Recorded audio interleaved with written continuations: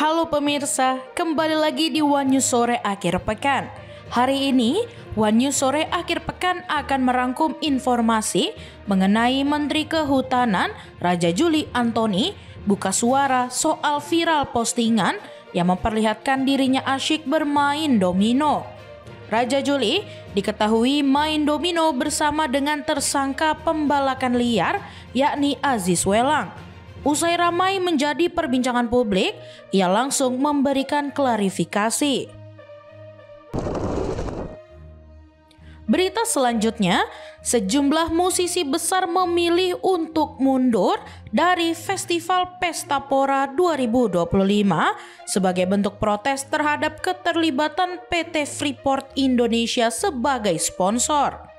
Hal ini membuat pihak Pesta Pora, Kiki Ucup, angkat bicara bahwa Pesta Pora pada Sabtu 6 September telah resmi memutus kerjasama dengan PT Freeport Indonesia dan memastikan tidak ada lagi afiliasi dengan perusahaan tersebut.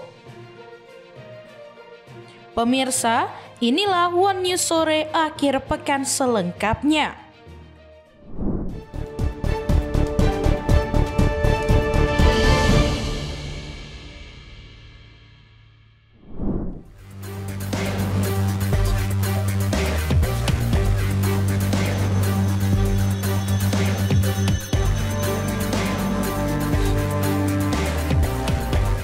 Menteri Kehutanan atau Menhut Raja Juli Antoni buka suara soal viral postingan yang memperlihatkan dirinya asyik bermain domino.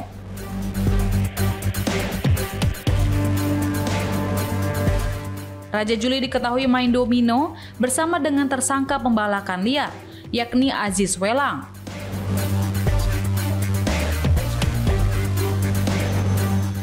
Usai ramai menjadi perbincangan publik, ia langsung memberikan klarifikasi.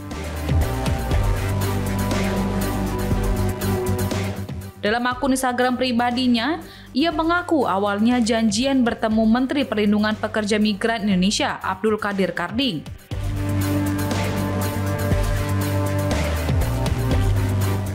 Raja Juli menyebut pertemuan tersebut terjadi secara tidak sengaja dalam kunjungannya ke Posko Kerukunan Keluarga Sulawesi Selatan pada Senin 1 September 2025.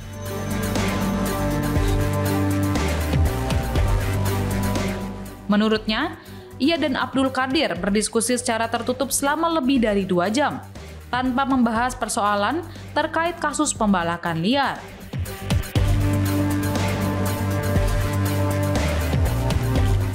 Lalu, Raja Juli mengatakan, terlihat ada beberapa orang yang sedang bermain domino, sehingga ia diajak untuk ikut bermain.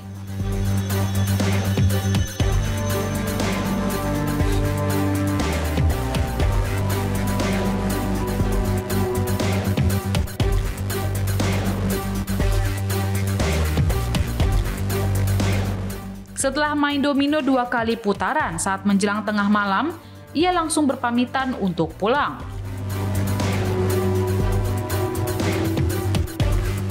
Terkait dengan sosok pemain yang ikut, Raja Juli mengklaim tidak mengenal pemain yang ikut bermain domino pada malam itu. Ia baru mengetahui salah satunya adalah Aziz Welang setelah foto-foto pertemuan tersebut beredar di publik. Raja Juli menegaskan tidak ada sedikit pun ruang bagi siapapun yang melakukan pelanggaran hukum di kawasan hutan. Bahkan ia mengatakan akan menegakkan hukum setegas-tegasnya kepada pembalak liar tanpa pandang bulu.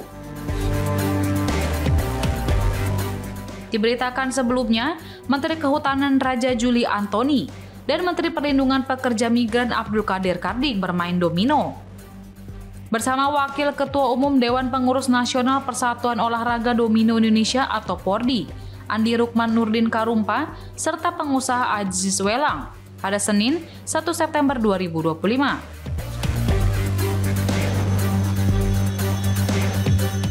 Adapun Aziz Welang ditetapkan sebagai tersangka kasus pembalakan liar oleh Direktorat Jenderal Penegakan Hukum Kementerian Lingkungan Hidup dan Kehutanan pada November 2024 yang lalu.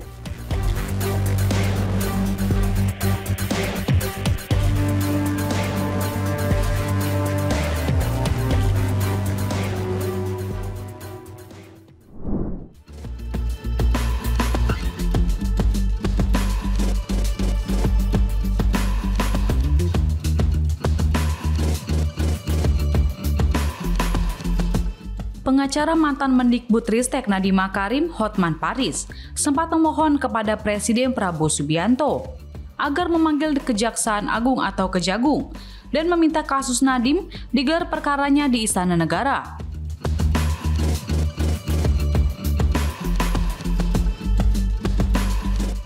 Menanggapi hal itu, Kapus Penkum Kejagung Anang Supriyatna tak banyak berkomentar soal permintaan Hotman.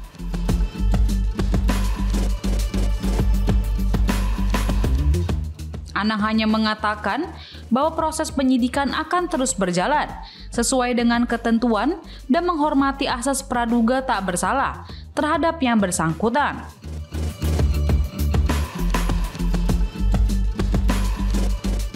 Menurut dia, penyidik akan mendalami semua pihak yang terlibat dalam perkara itu dan secara bersamaan kebenaran juga akan terungkap. Melalui akun media sosialnya, Hotman Paris menyebut Nadiem Makarim tidak melakukan korupsi dalam kasus tersebut.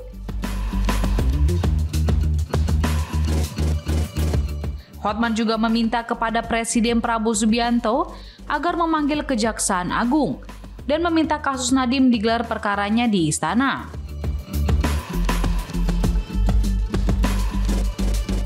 Dia akan membuktikan bahwa Nadiem tidak melakukan perbuatan korupsi dan bahkan disebut tak mengambil uang sepeser pun.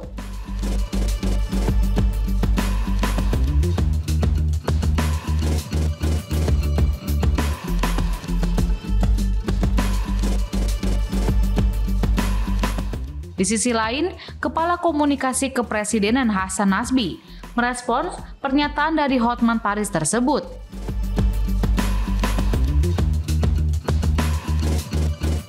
Hasan menegaskan bahwa pemerintah tidak akan mengintervensi proses hukum.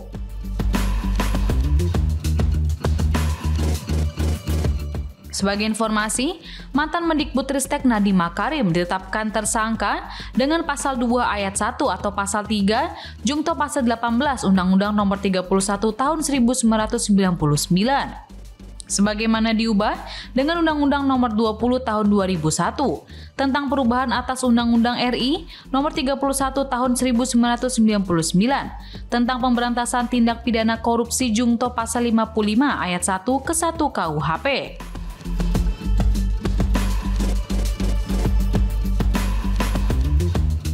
Sebelumnya, Nadiem telah 2 kali diperiksa dalam kasus tersebut, di mana ia diperiksa pertama kalinya pada Senin 23 Juni 2025. Kemudian, Nadiem kembali diperiksa pada Selasa 15 Juli 2025 selama sekitar 9 jam.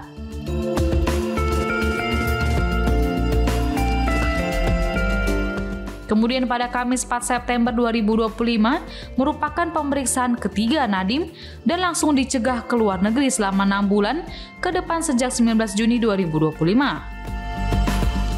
Sementara itu, Kejagung sudah menetapkan 5 tersangka dalam kasus dugaan korupsi pada Kemendikbudristek dalam program digitalisasi pendidikan periode tahun 2019 hingga 2022. Kasus dugaan korupsi pengadaan Chromebook ini diduga menyebabkan kerugian negara mencapai 1,98 triliun rupiah.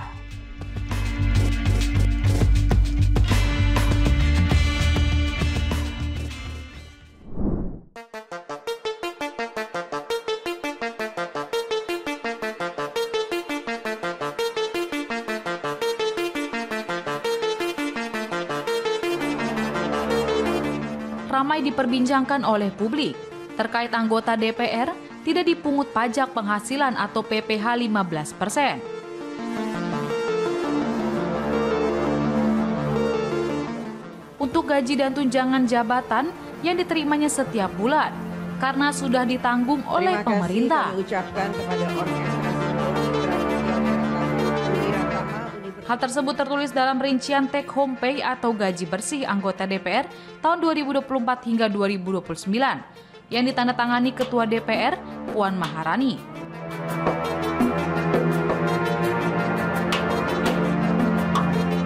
Serta Wakil Ketua DPR Sufmi Dasko Ahmad, Cucun Ahmad Syamsurijal, dan Saan Mustafa.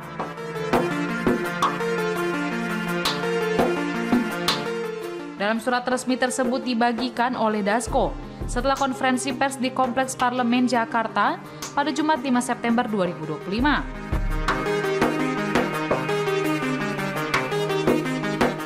Berdasarkan surat tersebut, pajak penghasilan atas gaji dan tunjangan melekat angka 1 sampai 6 sebesar 15% ditanggung oleh pemerintah.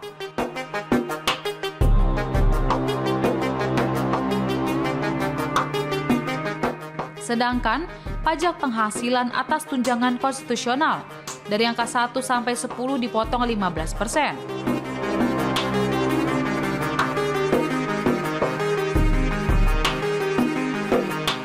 Ketentuan ini sesuai dengan PP nomor 80 tahun 2010 tentang tarif pemotongan dan pengenaan pajak penghasilan pasal 21 atas penghasilan yang menjadi beban APBN atau APBD.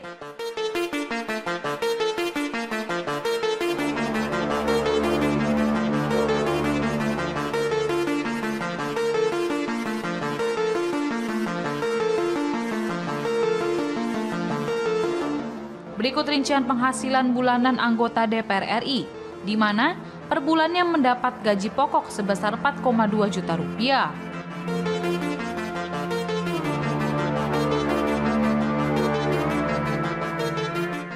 Lalu, mendapat berbagai tunjangan seperti tunjangan jabatan sebesar 9,7 juta rupiah, tunjangan beras Rp289.000 rupiah.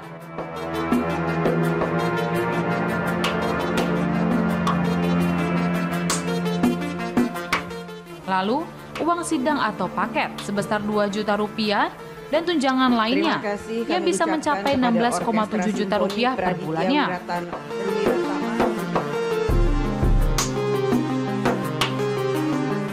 Tak berhenti di situ, anggota DPR juga mendapat tunjangan komunikasi intensif dengan masyarakat sebesar 20 juta rupiah.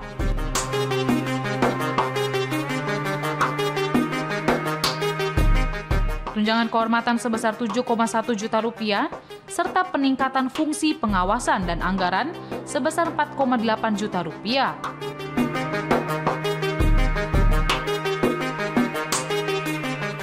Jika ditotal, anggota DPR akan mendapat total penghasilan kotor mencapai 74,2 juta rupiah.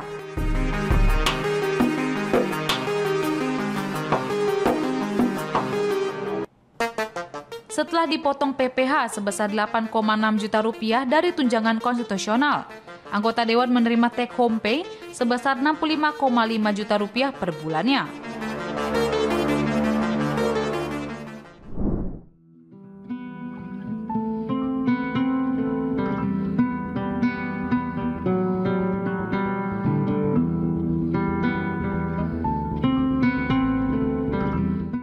Kasus dugaan korupsi pengadaan laptop Chromebook yang menjerat mantan Mendikbudristek Nadiem Makarim menjadi sorotan publik.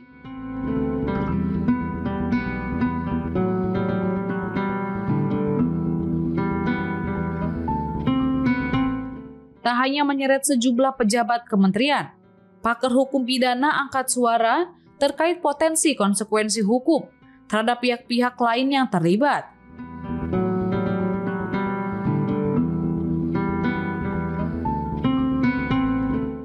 Dosen Hukum Pidana Fakultas Hukum Universitas Indonesia, Feby Mutiara Nelson menilai bahwa bukan tidak mungkin mantan Presiden Joko Widodo atau Jokowi ikut dimintai pertanggungjawaban hukum bila terbukti terlibat secara aktif dalam kasus tersebut.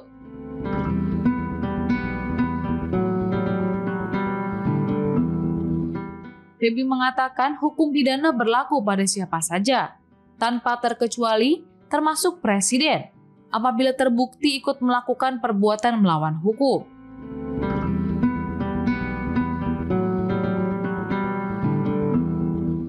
Menurut dia, meskipun tanggung jawab hukum biasanya berada di level kementerian,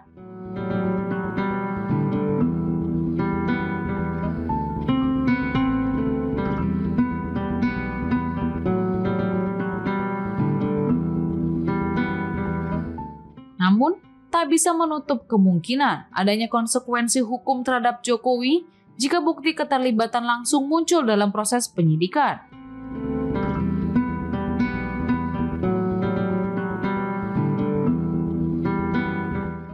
Diberitakan sebelumnya, Kejaksaan Agung resmi menetapkan Nadiem Makarim sebagai tersangka kasus dugaan korupsi pengadaan laptop Chromebook di Kemendikbudristek.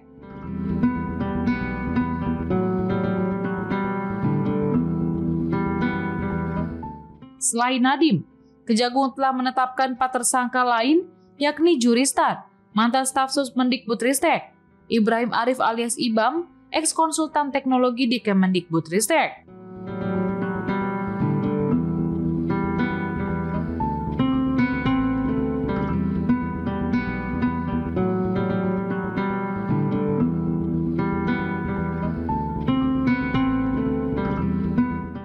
Serta 2 pejabat kementerian, Sri Wahyuningsih, eks-direktur SD, dan Mulyasyah, eks-direktur SMP, yang bertindak sebagai kuasa pengguna anggaran.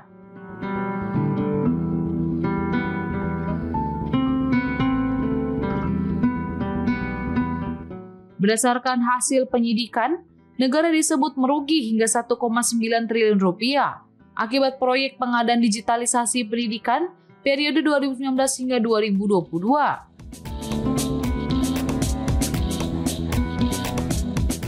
Direktur Penyidikan Jampitsus Kejagung Nur Cahyo Jungkung Madio menyebut pihaknya masih mendalami keuntungan yang didapatkan Nadiem dari proyek ini.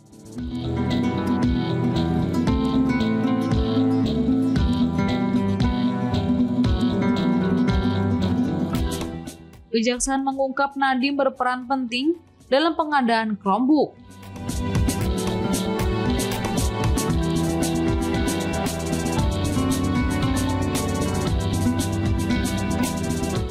Karena ia diduga memerintahkan pemilihan Chrome OS untuk mendukung program digitalisasi pendidikan di Kemendikbudristek.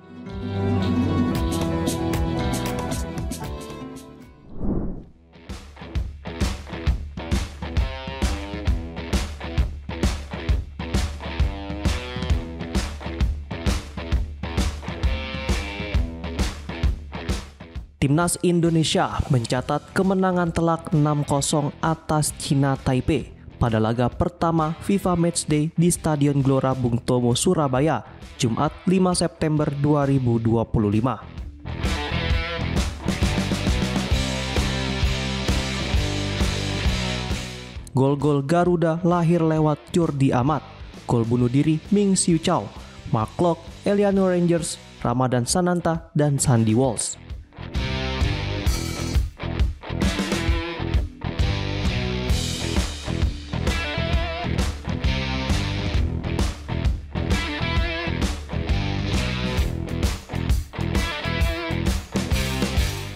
Meski berpesta gol, Indonesia hanya mendapat tambahan 3,25 poin ranking FIFA. Hal ini karena laga FIFA Matchday memiliki bobot nilai lebih kecil dibanding kualifikasi Piala Dunia yang bernilai 25 poin.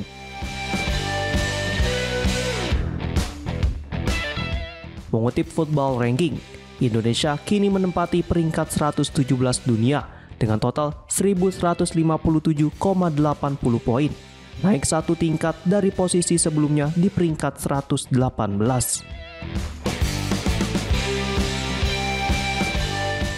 Selanjutnya, skuad asuhan Patrick Kluivert akan menghadapi Lebanon pada Senin 8 September 2025 pukul 20.30 waktu Indonesia bagian Barat.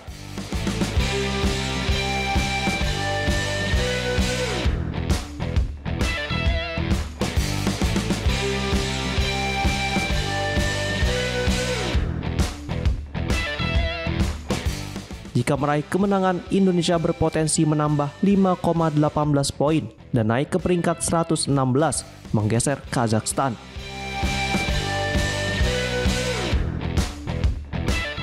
Namun peluang itu masih bergantung pada hasil laga Kazakhstan kontra Belgia di kualifikasi Piala Dunia 2026 zona Eropa.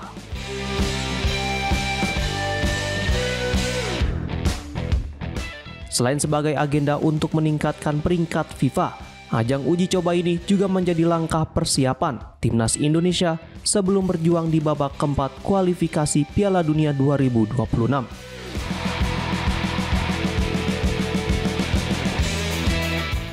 Seperti diketahui, skuad asuhan Patrick Kluivert akan bertemu dengan dua wakil dari Timur Tengah, Arab Saudi dan Irak.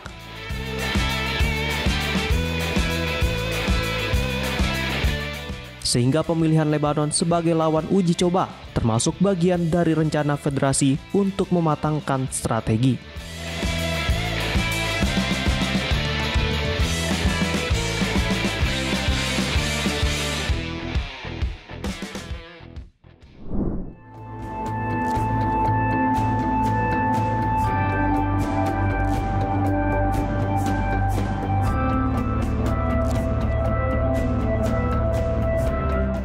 Kemeriahan Festival Musik Pesta Pora 2025 seketika berubah menjadi muram ketika sejumlah musisi menyatakan undur diri dari festival yang digelar di Kemayoran, Jakarta Pusat.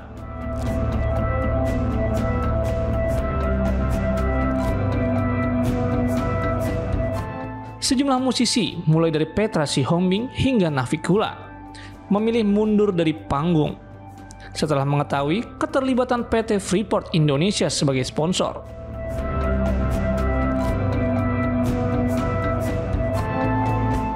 Protes para musisi ini bermula dari aksi marching band perwakilan Freeport di hari pertama festival.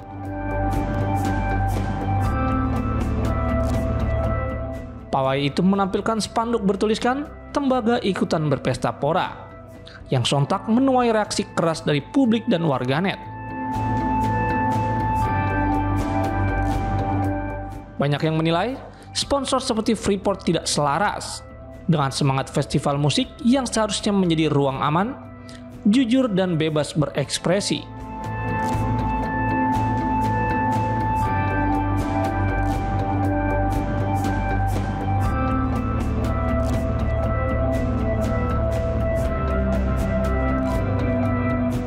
Penyelenggara akhirnya angkat suara terkait hal tersebut. Melalui akun resmi mereka, diumumkan bahwa kerjasama dengan Freeport diputus pada hari kedua festival, Sabtu 6 September 2025. Meski begitu, sebagian besar musisi belum cukup yakin untuk kembali naik panggung seperti Hindia dan Fish, misalnya. Tetap memilih mundur setelah menyatakan kekecewaan mereka secara terbuka di media sosial.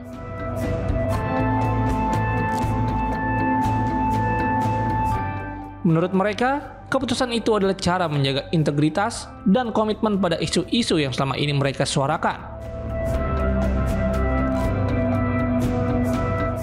Namun tidak semua mengambil sikap yang sama. Musisi seperti Yako dan The Panturas memutuskan tetap tampil. Namun dengan catatan, mereka menyumbangkan seluruh honor dan hasil penjualan merchandise kepada Walhi sebagai bentuk solidaritas terhadap isu lingkungan dan hak asasi manusia, terutama di Papua. Menanggapi hal tersebut, pihak penyelenggara Pesta Pora Kiki Ucup memberikan pernyataan pada Sabtu 6 September 2025.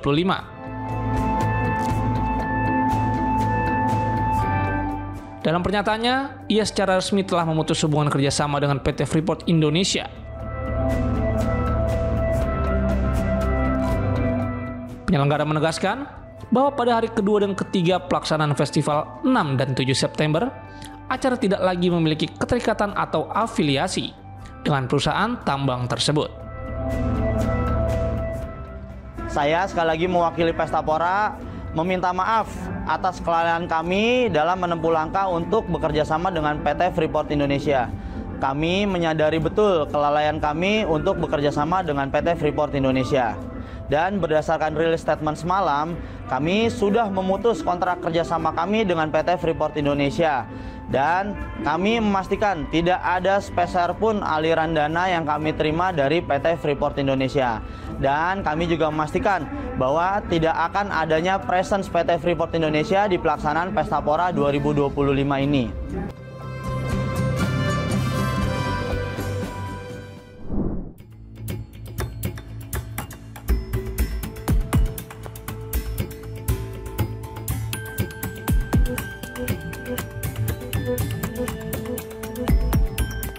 Di tengah memanasnya situasi unjuk rasa dan banyaknya tuntutan masyarakat kepada pemerintah, perwakilan organisasi mahasiswa Universitas Trisakti menyatakan sikap tegas mereka.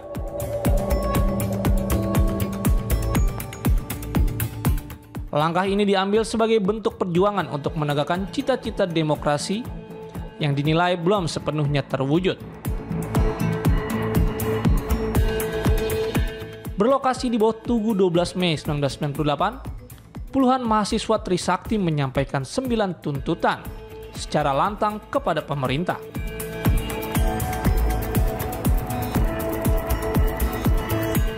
Di antaranya, pembentukan tim investigasi independen terkait dugaan makar, penghapusan seluruh bentuk tunjangan anggota DPR, revisi Undang-Undang Agraria, perbaikan kebijakan fiskal, penegakan supremasi sipil, hingga pengesahan RUU perampasan aset. Kami adalah generasi penerus reformasi, melihat dan menilai dan juga menganalisis kondisi hari ini bahwa adanya ketidakjanggalan dan juga mungkin banyaknya keakumulasi kemarahan publik terhadap lembaga-lembaga negara terkhusus kepada DPR gitu Mas. Dan ini adalah salah satu bentuk sikap kami dan menegaskan kepada seluruh jajaran pemerintahan publik hari ini bahwa tuntutan masyarakat publik harus diakomodir. Tidak akan pernah ada terjadi tragedi-tragedi yang berulang apabila pemerintahan diisi dengan aspirasi dan dilaksanakan dengan salah satu prinsip student atau mungkin salah satu prinsip bernegara yang baik. Mungkin itu sih Mas. Faiz Nabawi menyatakan bahwa tuntutan masyarakat seharusnya diakomodasi. Dan menurutnya, kejadian seperti ini tidak akan terjadi jika pemerintah mampu merespon aspirasi yang ada. Di tengah jatuhnya korban dalam aksi demonstrasi yang berlangsung sejak 25 hingga 31 Agustus lalu, mahasiswa Trisakti tak hanya menyampaikan bela sungkawa, namun juga menilai peristiwa itu seharusnya dapat dicegah sejak awal. Gugurnya sejumlah warga sipil dalam aksi tersebut kembali membuka luka lama bagi mahasiswa Trisakti. Selaras dengan hal itu, mereka juga meminta Presiden Prabowo untuk mengangkat 4 mahasiswa Trisakti yang gugur pada 12 Mei 1998 sebagai pahlawan nasional. Jadi di sini bukan hanya dari DPR, namun Presiden pun harus bisa lebih memahami bagaimana undang-undang dan bagaimana kebijakan-kebijakan jangan sampai melukai ataupun mencederai hati masyarakat. Dan kita lihat juga dari peraturan-peraturan yang dari skala terendah seperti dari DPRD itu pun sudah banyak melukai, banyak menyakiti hati masyarakat, hati rakyat Indonesia. Yang kita lihat juga dari beberapa daerah seperti yang kita ketahui sampai yang ada kerusuhan atau sebagai demonstrasi yang sangat melebar seperti dari Pati, di Bone, bahkan dari beberapa kabupaten yang lainnya. Di situ memang NJOP itu diatur oleh bupati. Tapi di sini dari gubernur ataupun pemerintah pusat itu ada hak untuk menegur.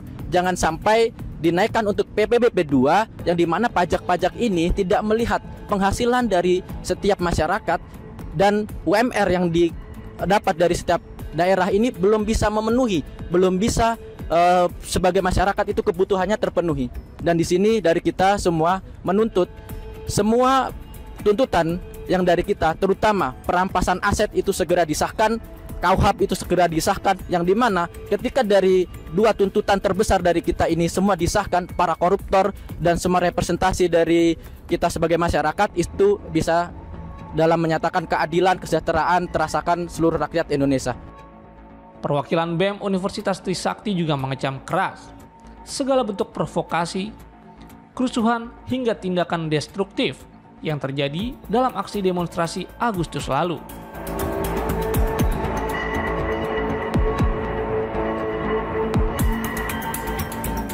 Hingga hari ini, tercatat 16 mahasiswa Trisakti telah ditetapkan sebagai tersangka dalam aksi demonstrasi tersebut.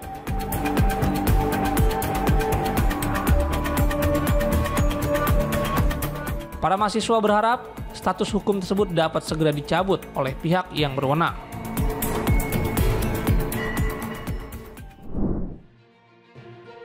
Demikian informasi yang dapat kami sampaikan pemirsa. Terima kasih telah bergabung bersama kami.